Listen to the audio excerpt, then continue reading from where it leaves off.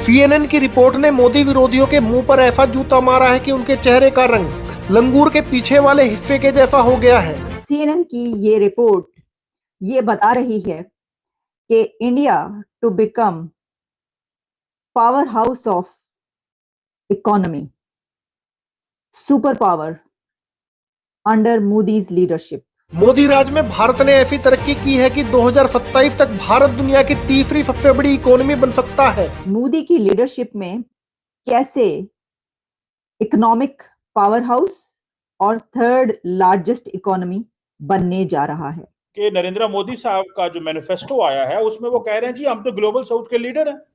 तो तारड़ साहब पाकिस्तान से वो बात ही नहीं करते, हम भी ग्लोबल साउथ का हिस्सा हैं। और फिर मोदी साहब भी आए ना यहाँ, बिल्कुल नवाज शरीफ के घर पे गए ना, और हमने क्या नारे लगा दिए, जो मोदी का जो यार है गद्दार है, गद्दार है। तो हमें भी गौर करना है।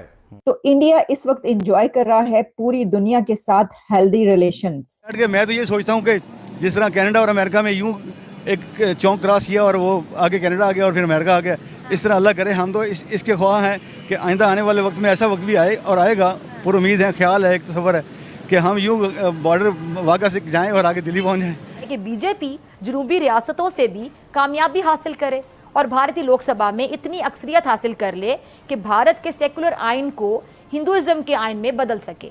इसलिए इस बार मोदी की नजरें जनूबी रियासतों पर लगी हुई हैं।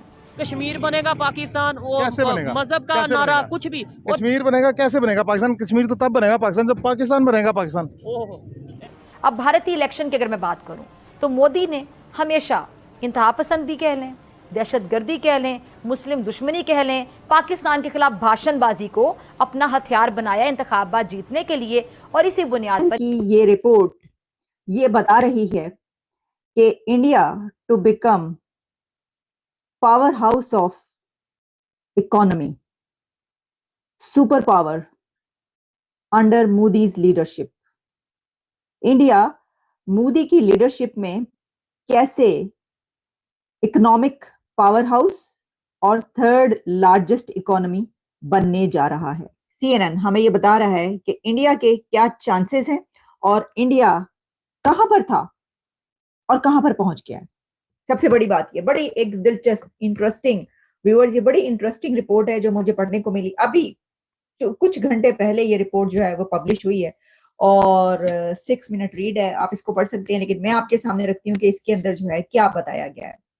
अच्छा, अब इसमें जैसा मैंने आपको बताया कि उन्होंने स्टार्ट से लेकर अब तक बात की है। सबसे पहले उन्होंने जो एक दुनिया का सबसे बड़ा इलेक्शन वहां पर हो रहा है उसकी बात की है, कितने परसेंट वहां पर यूथ है, कितने परसेंट यूथ है इंडिया की, और कितना बड़ा ये इलेक्शन जो है ये होने जा रहा है जिसमें 1.4 बिलियन पीपल जो हैं और इसके अंदर कितने मिलियंस लोग जो हैं वो अपने वोट का हक इस्तेमाल करेंगे। 1.5 बिलियन में से जो है कितने करोड़ इसमें अपने जो पोलिंग स्टेशंस पर अपनी सर्विसेज अंजाम देंगे। बहुत कुछ इसके अंदर मौजूद है, लेकिन हम बात करेंगे इस CNN की रिपोर्ट के उस हिस्से पर जिसमें इन्होंने, असल में तो उनका टाइटल ही ये है कि can India become economic super power, और उन्होंने कहा here's what the data says, data क्या कहता है। तो जनाब उनका कहना है कि under Modi's leadership India is poised to become 21st century economic power house, offering a real alternate to China for investors and consumer brands hunting for growth and manufacturers looking to reduce risk in the supply chains। फिर वो लिखते हैं कि एक सबसे बड़ा इस वक्त जो एडवांटेज देखने को मिल रहा है कि while ties between Beijing and west जो कि बहुत ही इंक्रीजिंगली जो है ना स्लो हो रही हैं और बिकमिंग बैड, तो इंडिया इस वक्त एंजॉय कर रहा है पूरी दुनिया के साथ हेल्दी रिलेशंस और इसमें with most major economies and is aggressively जो है वो large companies to set up factories in the country. अब भारतीय इलेक्शन की अगर मैं बात करूं तो मोदी ने हमेशा इंतहा पसंदी कह लें, दहशतगर्दी कह लें, मुस्लिम दुश्मनी कह लें, पाकिस्तान के खिलाफ भाषणबाजी को अपना हथियार बनाया इंतखाबात जीतने के लिए। और इसी बुनियाद पर इंतखाबात जीते हैं। और मोदी को हमेशा जो कामयाबी है ये भी जरा सुन लीजिएगा, शुमाली रियासतों से मिली है, जहां पर क्या है, गुर्बत है, जहालत है। और इसीलिए मोदी अपने झूठे भाषण से, ड्रामेबाजियों से शुमाली रियासतों में रहने वाले बेचारे मासूम गरीब हिंदुस्तानियों को आसानी से बेवकूफ़ बना लेता है। देता उनको कुछ भी नहीं है, ऐसा भाषण बस बोलता है, उनके जो मजहबी जज्बात हैं उनको उभारता है और फिर इसे वोट में बदलकर कामयाब हो जाता है। अब मसला क्या है? मसला ये कि खाली यहाँ से कामयाब होकर ये हिंदुस्तान के सेकुलर आइन को नहीं बदल सकता। इसके लिए ज़रूरी ये है कि बीजेपी जनूबी रियासतों से भी कामयाबी हासिल करे और भारतीय लोकसभा में इतनी अक्सरियत हासिल कर ले कि भारत के सेकुलर आइन को हिंदुइज्म के आइन में बदल सके। इसलिए इस बार मोदी की नज़रें जनूबी रियासतों पर लगी हुई हैं, जहाँ कारोबार है, बिजनेस, तरक्की करती हुई मईशत है, जहाँ के बाशिंदों की फीकस आमदनी बाकी रियासतों से बहुत ज़्यादा है। अब इसीलिए नरेंद्र मोदी की राल टपक रही है, वो उन रियासतों को काबू करना चाहता है। पूरी दुनिया के साथ इंडिया के इस वक्त जो ताल्लुकात और रिलेशंस हैं, उससे वो फायदा ये उठा रहा है कि अपने कंट्री में पूरी दुनिया की लार्ज फैक्ट्रीज और कंपनीज बना रहा है। दूसरी तरफ जो उसका राइवल है इस वक्त इकोनॉमी में, और वैसे भी लेकिन इकोनॉमी की बात हो रही है, तो उसका राइवल चाइना दुनिया के साथ अपने रिलेशंस जो है वो अच्छे नहीं बना पा रहा। तो ये एक बहुत बड़ा एडवांटेज है और मैं ये समझती हूँ, इस पर मैं तज्जिया ये करूंगी कि इसकी वजह ये है कि उनकी फॉरेन पॉलिसी जो है वो कमाल की है, उनकी लीडरशिप जो है वो कमाल की है। फिर वो जनाब आगे लिखते हैं कि उन्होंने हर जगह लिखा है कि मोदीज इंडिया, ये वो बता रहे हो, कह रहे कि अब होता ही, ये चलते ही है कि मोदीज इंडिया, जहां पर उन्होंने पहुंचा दिया।